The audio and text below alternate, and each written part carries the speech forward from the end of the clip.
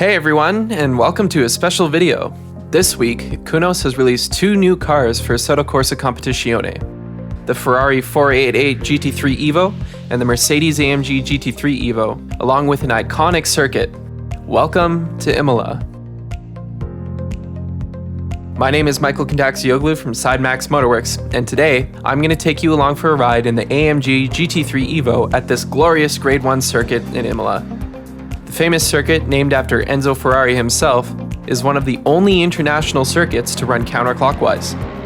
It was the home of the San Marino Grand Prix for many years, famous for its many elevation changes and challenging chicanes, and of course, being the track where Ayrton Senna and Ronald Ratzenberger unfortunately lost their lives during the 1994 Grand Prix weekend. The track has seen some major safety additions since then, and the layout has changed a lot, but it remains an iconic staple in the racing world. So let's take a look at a 1 minute 39.8 second lap of the circuit, and then we'll analyze it in depth at half speed.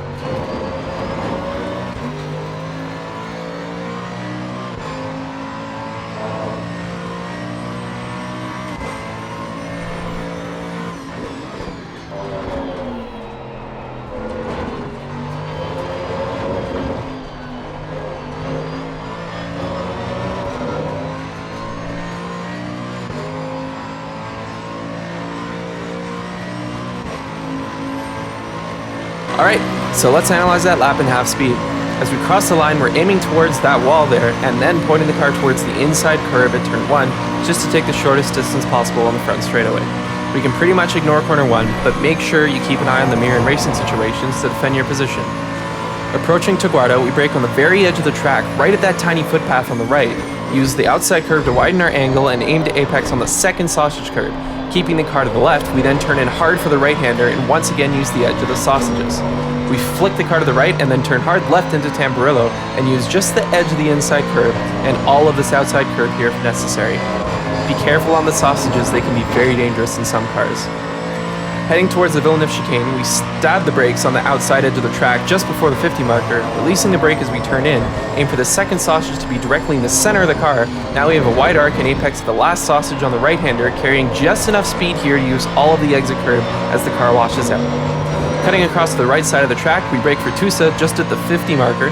Using a typical outside-inside-outside line through this corner, we trail brake all the way to the apex just on the edge of that inside curb, and we get to throttle ASAP, once again letting the car wash out to the very, very edge of the exit curb.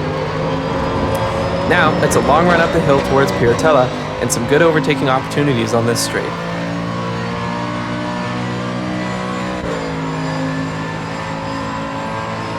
As we approach the corner, we position the car all the way to the outside edge of the track, braking just after the 50 marker, turning in quite late but aggressively to apex at the edge of the inside curb, and then again we use all of the available track on exit. Be careful not to let the inside tires travel across the white line, because that will invalidate your lap. Now it's quickly down here to Acqua Minerale, keeping the car on the left, use a dab of brake to rotate the car while never fully letting off the throttle to keep the rear end planted, then hard on the brakes just after we land from the curb, trail braking hard and getting to throttle just before the apex, using all of the track again on exit, but be careful not to touch such sausages once again on the left. On another uphill run, we're looking for the start of the outside curve here on the left for our braking marker. And it's hard on the brakes, aiming for the center of the sausages on both the right and on the left through this chicane. We can use all of the exit, but once again, don't touch those sausages on the right. Now we have a long run down the hill through these long sweeping corners with no names. This is another great opportunity for overtaking here.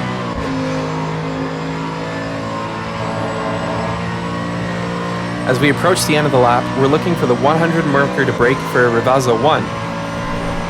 Hard on the brakes, using a lot of trail braking to the apex here. We use all of this inside curb and all of the outside curb.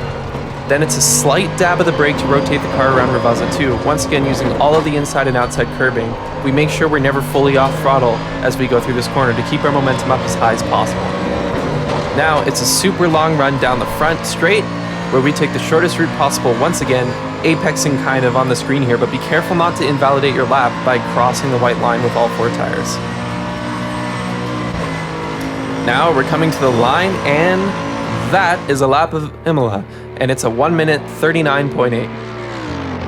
Thanks for watching, everyone. I hope you enjoyed the video. Make sure you like the video and subscribe to the channel to help us reach the 250 subscriber mark.